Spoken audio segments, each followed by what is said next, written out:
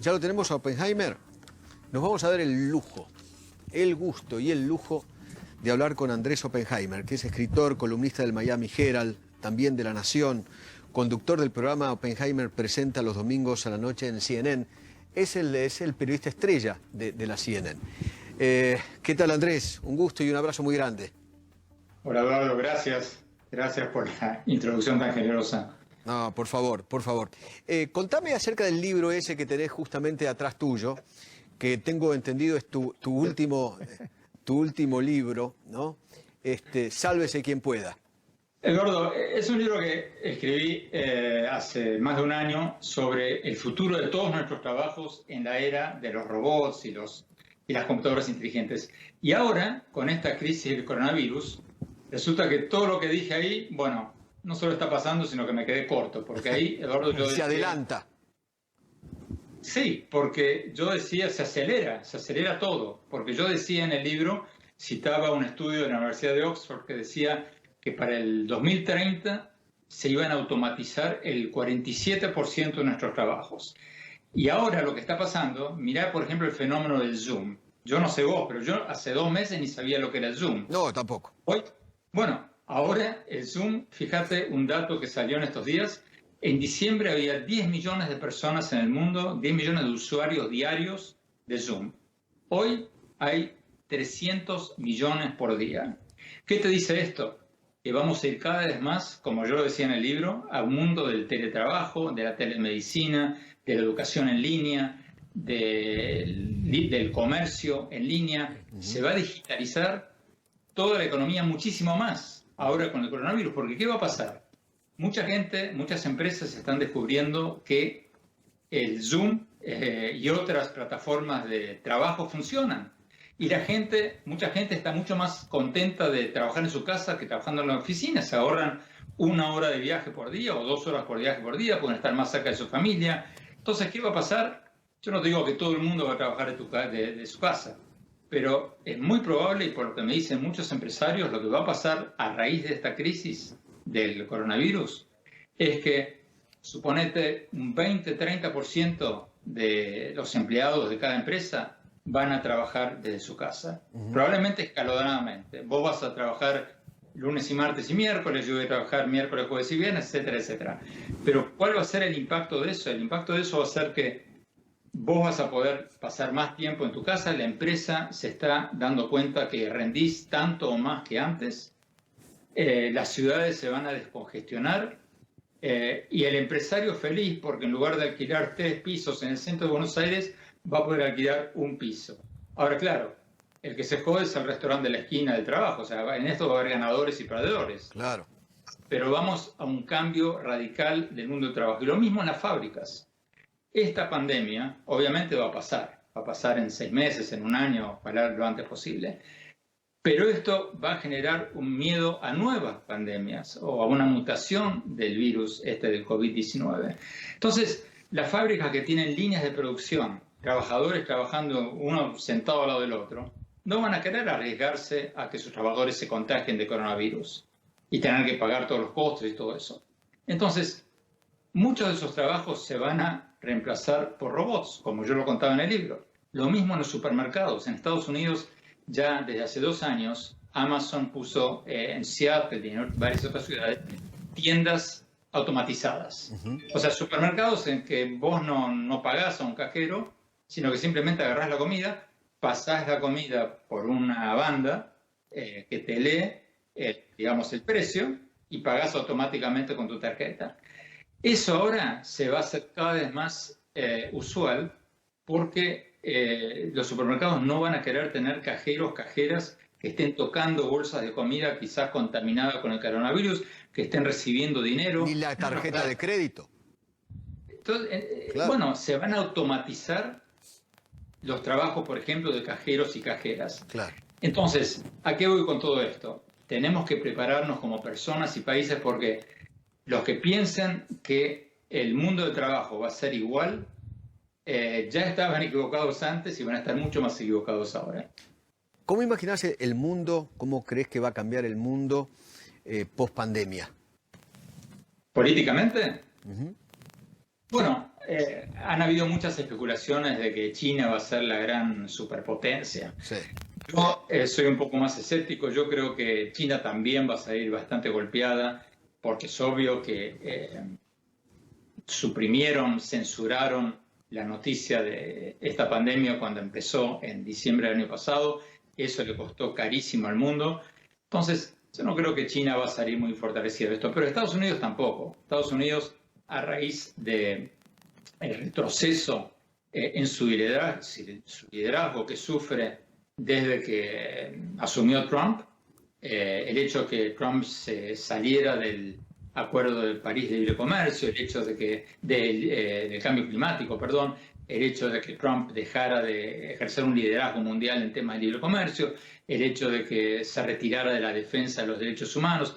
O sea, Trump es un populista, nacionalista, aislacionista, que se ha, digamos, abdicado o se ha desinteresado de asumir un rol de ejemplo, de modelo de liderazgo, incluso en el tema de derechos humanos, ¿no? Un hombre que se abraza con el dictador de Corea del Norte, que se abraza con Putin, que no le pide cuentas a nadie por sus excesos en derechos humanos.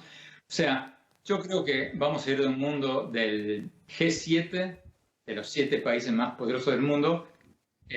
Habíamos ido a un mundo del G2, de China y Estados Unidos, y ahora probablemente vayamos a un mundo del G0, un mundo en que Cada uno se las arregla. Pero bastante disminuidas. Ahora, vos ves como algunos, por ejemplo el presidente Alberto Fernández y otros líderes del mundo dicen que esto se termina el capitalismo, listo, ahora empezamos con una... Es otra historia. ¿Vos lo ves así? Te veo que te reís. Estás cordialmente invitado a interpretar mi sonrisa. Obviamente, mira, yo soy muy escéptico sobre los que dicen que todo cambia radicalmente. Me acuerdo, por ejemplo, cuando el ataque a las Torres Gemelas. Todo el mundo decía, vamos a vivir un mundo diferente, todo va a cambiar, nadie va a salir a cenar, nadie va a salir a un restaurante, nadie va a salir a un concierto. A los 6 meses los restaurantes estaban llenos, los conciertos estaban repletos. Y algo parecido va a pasar ahora. Van a cambiar muchas cosas. Va a cambiar el mundo del trabajo, como te decía antes. El teletrabajo se va a acelerar, la telemedicina se va a acelerar, la teleeducación se va a acelerar. Millones y millones de niños forzadamente empezaron a estudiar con sus computadoras, con sus laptops en sus casas, y eso tiene sus aspectos positivos. Y eso en muchos casos se va a quedar. Pero así como los ataques terroristas del 11 de septiembre del 2001 produjeron cambios, sí, ahora cuando entramos en el aeropuerto tenemos que sacarnos los zapatos, tenemos que... Más seguridad, más seguridad. Pero no cambió el mundo, no se cayó el capitalismo, o sea, no hubo, digamos, un antes y un después. Y lo mismo va a pasar con esta crisis. Yo creo que va a cambiar muchos nuestros hábitos, va a cambiar sobre todo el mundo laboral, pero más que cambiar va a acelerar tendencias que venían. Y respecto de la afirmación de que se murió el capitalismo, bueno, ojalá vivamos en un mundo con un capitalismo más equitativo, ojalá vivamos en un mundo con un capitalismo más mejor para todos y no solo para unos, pero la alternativa ha sido desastrosa. Yo te puedo nombrar decenas de casos de países capitalistas, empezando por China, que se proclama comunista, pero cuyo estándar de vida empezó a subir desde hace 30 años cuando abrazó un capitalismo salvaje, ¿no? Un capitalismo sin derecho de huelga, un capitalismo con trabajadores que trabajan, o sea, 3 turnos seguidos, que no pueden ir a sus casas en meses, etcétera, etcétera. Vietnam, tantos otros. No te puedo dar un solo ejemplo de un país que haya progresado con un modelo alternativo. Mira dónde está Cuba hoy. Venezuela. Mira dónde está Venezuela. Mira dónde está... bueno, ya no quedó nadie, digamos, con ese modelo. Pero mira dónde están los países, mira dónde está la ex Unión Soviética. Claro. O sea, me parece un despiste total. No creo que Fernández haya dicho eso, por lo menos de esa manera, porque no me resisto a creerlo. Contame una cosa. ¿Qué pasó en Estados Unidos que hay tantos infectados y tantos muertos por el coronavirus? Mira, lo que pasó es escandaloso.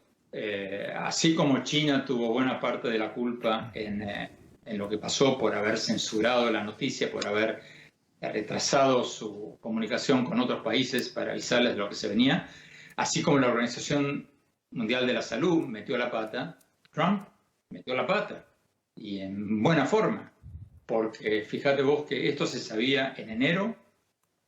Trump se resistió a hacer algo, tomó una sola medida a fines de enero, que fue cerrar los viajes a China, pero en lugar de iniciar una campaña de distanciamiento social, en lugar de empezar a ordenar respiradores, mascarillas y todo ese tipo de cosas, sus asesores le decían ya entonces que había que hacer algo, que había que prepararse porque esto iba en serio, y él en las primeras semanas se quedó dormido durante casi 6 semanas. Recién cuando se cayó la bolsa de Estados Unidos, ahí se puso las pilas y empezó a hacer todas las cosas, y a medias, porque hasta el día de hoy él dice que hay que ponerse mascarilla, pero, mejor dicho, él no dice, su gobierno dice que hay que ponerse mascarilla, pero él no se la pone. No. Entonces están dando mensajes confusos. O sea, fue un manejo desastroso de la crisis. Sí. Andrés, buenas noches. Quiero solamente volver un segundo al tema que usted plantea del nuevo perfil o la nueva propuesta de trabajo, porque también es cierto que eso podrá ser útil para paliar una desocupación altísima en el mundo entero. Estados Unidos tiene una desocupación histórica, motivo por el cual habrá seguramente más empleados con menor salario trabajando desde su casa. ¿Esta ecuación es posible en el mundo que se avecina? Es posible, pero al mismo tiempo los productos van a ser cada vez más baratos, como vino ocurriendo. Claro. Mira, como lo digo en Sálvese quien puede en el libro, hasta ahora la tecnología siempre ha terminado creando más trabajo de los que aniquiló. Esto que está pasando ahora no es nuevo. Cuando la revolución industrial, los tejedores, las tejedoras, empezaron a quemar las máquinas tejedoras a vapor porque decían que eso iba a destrozar miles y miles de empleos. ¿Qué pasó? Pasó lo contrario. La tejedora, la máquina de tejer automática, lo que hizo fue abaratar el costo de la ropa, eso le dejó a la gente más ingreso disponible para comprar más ropa, entonces surgieron más ingenieros textiles, más diseñadores, etcétera, etcétera, y hoy en día hay muchísima más gente en el mundo del trabajo textil del que había entonces. Lo mismo pasó con los autos. Cuando salieron los primeros autos, cuando Henry Ford sacó el primer Ford T, los fabricantes de carretas empezaron a quemar autos. Decían, esto nos va a dejar todos sin trabajo, a quienes fabricamos las carretas, a quienes le damos de comer a los caballos, a quienes entrenamos a los caballos, etcétera, etcétera, esto va a ser un desastre. Bueno, ¿qué pasó? Lo contrario. Se crearon fábricas de autos, carreteras que emplearon a millones de personas, caminos, talleres de automóvil, etcétera, etcétera. Al final del día hubo más gente trabajando en la industria del transporte que antes. Y yo creo que ahora va a pasar algo parecido. En el libro cuento muchas áreas nuevas que se están creando con muchísimas posibilidades, pero hay algo de cierto en el fondo de tu pregunta. La transición va a ser traumática. Claro. Y esto puede crear más inequidad, porque quienes tenemos una cierta educación, quienes estamos conectados al mundo, etcétera, vamos a tener muchas más oportunidades. En el libro cito el caso, por ejemplo, de plataformas de Internet donde hoy, si vos sos un contador en Argentina o una diseñadora de páginas de Internet, vos te metés en estas páginas y podés ofrecer tus servicios en Australia o en Nueva Zelanda o en Estados Unidos, donde quieras. Bueno, se te abre un mundo totalmente nuevo. Ahora, si vos vivís en Buenos Aires o en Catamarca, donde sea, y no estás conectado al Internet, no tenés una laptop, no tenés una buena conexión de Internet, hay una buena posibilidad de que quedes más marginal que antes. Pero este es un desafío que los países latinoamericanos y Argentina en especial tienen que asumir rapidísimo, porque contrariamente a lo que alguien puede decir, el mundo va a avanzar muchísimo más rápido que antes, a una mayor globalización digital, a una mayor automatización, Esto va a ser para bien y para mal, pero esto no lo para nadie. Claro. Andrés, el coronavirus parece que opaca todo, es omnipresente y es obvio que así sea en cuanto a noticias, importancia, pero usted nunca dejó de prestarle atención al tema de la dictadura venezolana. ¿Cómo se combina esto? ¿Cómo está la esquina entre Maduro y coronavirus? ¿Cómo está llevando el régimen venezolano este tema? Mira, el régimen venezolano dice, y la dictadura, porque bueno, o sea, más de 100 países, lamentablemente Argentina no, Argentina retrocedió en su defensa de los derechos humanos y la democracia en Venezuela, lamentablemente, pero más de 60 países, o alrededor de 60 países, no reconocen a Juan Guaidó como presidente legítimo de Venezuela porque se robó las elecciones alevosamente del 2018. Entonces ahora el régimen de Nicolás Maduro dice que hay 12 muertos de coronavirus en Venezuela. Yo, como lo dije en una columna del Miami Herald recientemente, soy muy escéptico de esa cifra, porque comparada, en Brasil ya han reportado más de 7.000 muertos por coronavirus. En Ecuador y en Perú, la última vez que me fijé hace unos días, eran más de 800 muertos en cada país. En Argentina, 240 y pico. En Chile, por ahí, 200 y pico. Me parece muy sospechoso que en Venezuela sean apenas 12. Yo tomo estas cifras muy escépticamente y por una entrevista que le hice a Juan Guaidó, al presidente de la Asamblea Nacional, hace pocos días, en CNN y en Miami Herald, él me daba unas cifras espeluznantes. Me decía que en Venezuela hay solo 300 respiradores en todo el país. Tremendo. En Venezuela hay apenas 100 test de coronavirus diarios. Entonces, mi temor es que si estas cifras del gobierno son dudosas y si prende el coronavirus en Venezuela, y me contaba con nombre y apellido hospitales donde no hay agua, donde no hay jabón, donde no hay luz. Si esa es la realidad, como dije en esa columna, podríamos estar ante una bomba de tiempo. Andrés, aquí en la Argentina hay algunos que quieren traer médicos cubanos. También te reís. Veo que cada vez que te pregunto algo te sonreís. ¿Qué te parece esta idea de los médicos cubanos y qué sabes de ellos? Mira, estamos preparando en mi programa de CNN los domingos a la noche una nota con algunos de ellos. Están trabajando por esta crisis del coronavirus, por eso es difícil conseguirlos antes de las 12 de la noche. Pero lo que sé es lo siguiente, lo que sé es lo que se ha publicado y lo que me han dicho varios de ellos con los que he hablado anteriormente. Primero, es trabajo esclavo. O sea, los médicos cubanos en este programa, que ya han participado docenas de países de todo el mundo, reciben entre un 15 y un 20% del sueldo que los países le pagan a la dictadura de Cuba. 15 a 20%. Entonces, eso es un poco de las épocas del medioevo. Segundo, a muchos de ellos le quitan su pasaporte cuando entran a los países a los que van a trabajar. No pueden atraer a sus familias.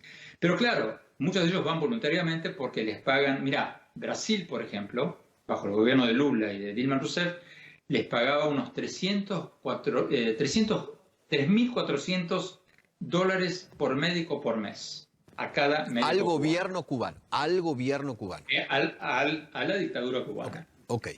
De los cuales los médicos y las médicas, que en muchos casos no eran médicos, a eso vamos ahora, les pagaban $750. Ahora, vos pensás que el salario mensual en Cuba, claro, para un médico, es de unos $25. Una fortuna, ganaban para ellos una fortuna. Claro, pero ahora muchos de estos médicos, por supuesto, muchos desertan, muchos se quedan en los países, se vienen a Miami, y después le hacen juicio al gobierno de Brasil o al gobierno de Bolivia, porque dicen, caramba, yo soy médico, mi sueldo era de $3.400, yo quiero todo mi salario. Alguien se robó el 70% de mi salario. Claro. Bueno, pues eso por un lado. Hay un aspecto acá de derechos humanos, de si no estamos avalando el trabajo esclavo cuando contratamos estos médicos. Claro. Segundo, hay un tema de si realmente estamos importando médicos, porque según dijo el ministro de Salud de Bolivia, cuando expulsó a los médicos cubanos, solo unos 200 y pico de los 702, si mal no recuerdo, médicos cubanos eran médicos o profesionales de la salud. El resto eran camilleros o otra cosa. Tercero. Perdón. Antes de que me digas el tercero, definime otra cosa.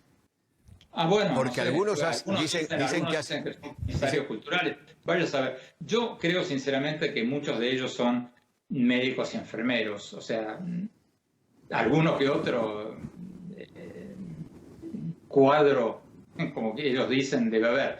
Pero, mira, o sea, la diferencia es tan grande entre lo que ganan en Cuba y lo que ganan yendo a estos países, hace que no me extraña que muchos camilleros, enfermeros y otros participen de estos programas.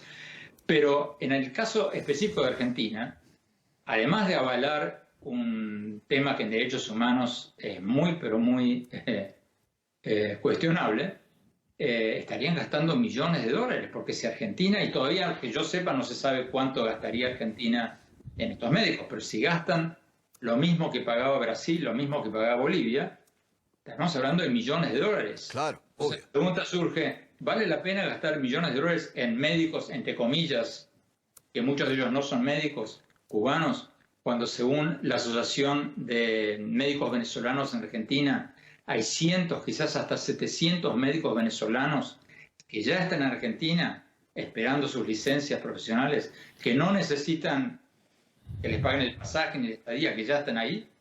¿Hace sentido? Y cuando hay otros tantos, decenas, si no 100 médicos argentinos varados en el exterior que no pueden volver.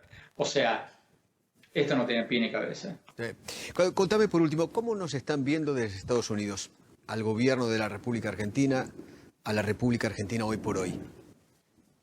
Mira, te mentiría si te diría que ahí se habla mucho de Argentina porque esta crisis, esta pandemia ha sido tan espantosa que la gente está, y los medios y todos estamos totalmente enfocados en cómo y cuándo vamos a salir de eso. O sea que no hay una atención en los medios para nada. Si me preguntás a mí, yo creo que el presidente Fernández estuvo relativamente bien en el manejo de la pandemia, en cerrar la economía. Quizás a la larga nos demos cuenta que se haya equivocado. Quizás el otro día lo tuve en el programa de CNN al presidente de Chile, que me dijo que ellos en Chile hicieron una cuarentena focalizada, flexible, y que eso les da aire como para que si viene una segunda ola de la pandemia, hacer un lockdown total, hacer un cierre total.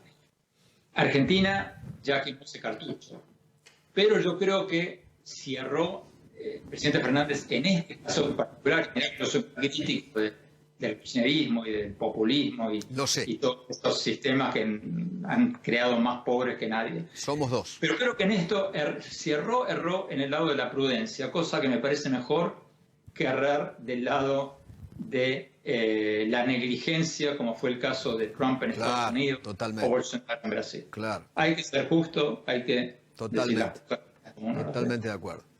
Andrés, un gusto muy grande. Gracias, Eduardo, hasta siempre. Chao, abrazo. Andrés Oppenheimer, un lujo, realmente un lujo.